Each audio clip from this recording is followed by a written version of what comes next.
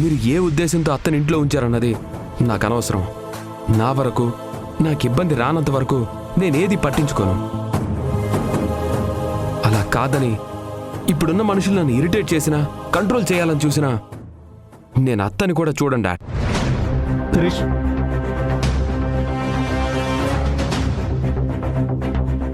భాగ్యం ఎలాంటిది, ఇక్కడ భాగ్యం ఉంటే ఏం చేస్తుందో సరస్వతికి బాగా తెలుసు. ఈ పార్వతి తప్పకుండా భాగ్యం గురించి సరస్వతికి చెప్తుంది. అది విన్న సరస్వతి ఎలాగైనా వచ్చి తీరుతుంది, రావాలి కూడా.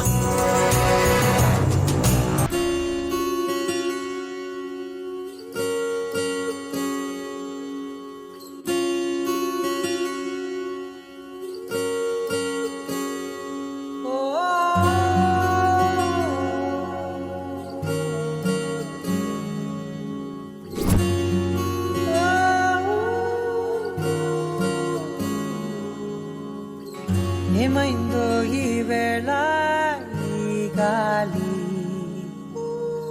రంగులేవో చల్లిందా, అందమైన ఊహేదో మదిలో వాలి, అల్లరేదో చేసిందా. ఈ చీరలో ఎంత అందంగా ఉన్నావో తెలుసా? ఎంత అందంగా ఉన్నాను? అందమే అసూయపడేంత అందంగా ఉంది. అవునా? నీ చిలిపి చేష్టలు నాకు తెలుసులే.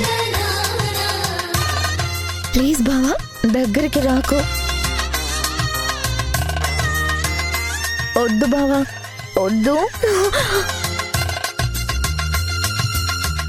వద్దు. బావా వద్దు వద్దు వద్దు.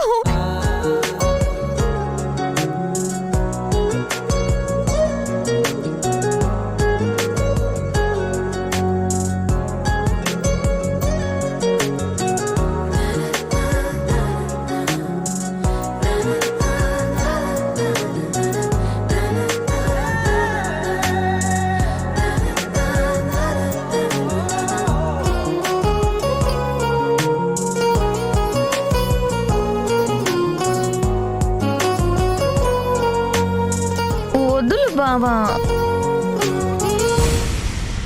అయిపోయావు నువ్వు నా చేతిలో. ఏంటి చెప్పిన మాట వినవు కదా? ఏ ఆగు, నీకు పని చెప్తాను. నమస్కారం లోకనాథ్ గారు. నమస్కారం అమ్మా.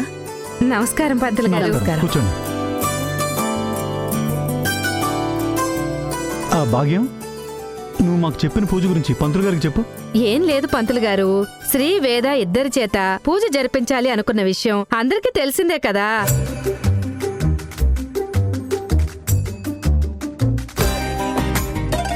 కాకపోతే వాళ్ళిద్దరూ బాగా దగ్గరవడానికి జరిపించాల్సిన అసలైన అంకురార్పణ పూజ జరిపించాలి. దానికి సంబంధించిన వృక్ష పూజ గురించి మీకు చెప్పడానికి పిలిపించాం.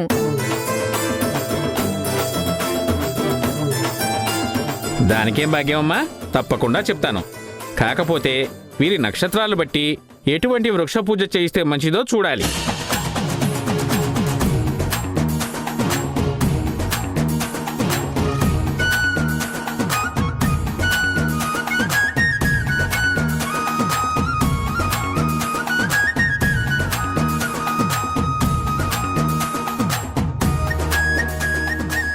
అమ్మా, ఇద్దరి నక్షత్రాలు పరిశీలించిన తర్వాత వీరి దాంపత్యం బాగుండాలి అంటే ఆలు మగలు ఇద్దరు కృష్ణ తులసి పూజ చేయాలి. కావున కృష్ణ తులసి మొక్కను నాటించడం మంచిది. ఇంకే వెంటనే నాటించేద్దాం. ఈ పూజా ఫలితం చాలా గొప్పది. మన ఆచారం ప్రకారం ఈ కృష్ణ తులసి మొక్క నాటి ఈ పూజ చేయించుకోవడం వల్ల ఆలు మగలు వాళ్ళ జీవితాంతం సంతోషంగా ఉంటారు. కానీ ఈ మొక్క నాటిన 24 గంటల వరకు ఆ మొక్క వాడిపోకుండా చూసుకోవాలి.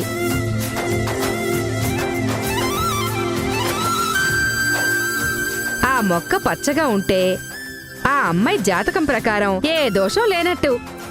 ఒకవేళ తులసి మొక్క వాడిపోతే ఆ అమ్మాయి జాతకంలో ఏదో దోషం ఉన్నట్టనమాట.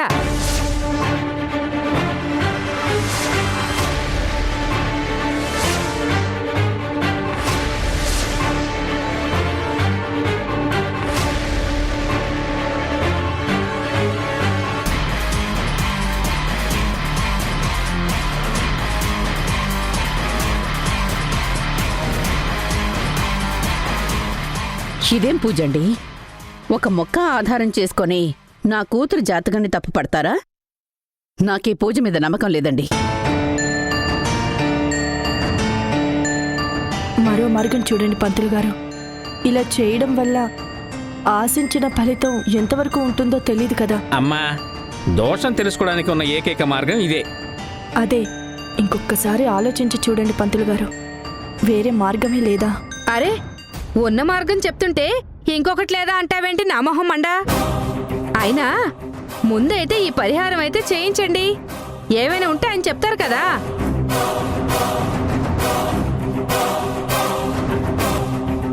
అయినా ఇక్కడ నీ సలహాలు నమ్మకాల గురించి ఎవరు అడిగారు? మా అన్నయ్య పరువు, తన కుటుంబ గౌరవం గురించి ఆలోచించాలి.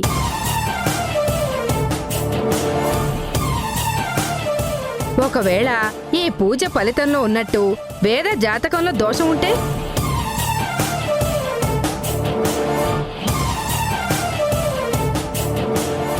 రేపు జరగరాంది ఏమైనా జరిగితే మా అన్నయ్య వంశం పరిస్థితి ఏంటి? పార్వతిని బయటికి పంపించాలంటే భాగ్యమే కరెక్ట్. అక్కయ్య గారు, మీ అమ్మాయి మీద మీకు ఎంత ప్రేమో మావాడి మీద, మా అన్నయ్య మీద మాకు అంతే ప్రేమ. కాబట్టి ఈ పూజ జరిపించి తీరాలి.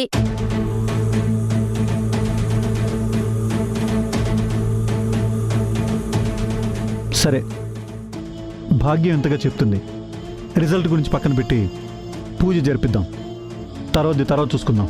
రాజేశ్వరి గారు, మనం మనస్ఫూర్తిగా ఏం చేసినా మనకి మంచే జరుగుతుంది. మీరేమీ కంగారు పడకండి. ఇంకా ఒకరి మొహాలొకరు చూసుకుంటారేంటి నా మొహం మండా? పదండి, వెళ్ళి కృష్ణ తులసి మొక్క తీసుకొచ్చి పెరట్లో ఉన్న తులసి కోట్లో నాటించాలి. రండి రండి అన్నయ్య.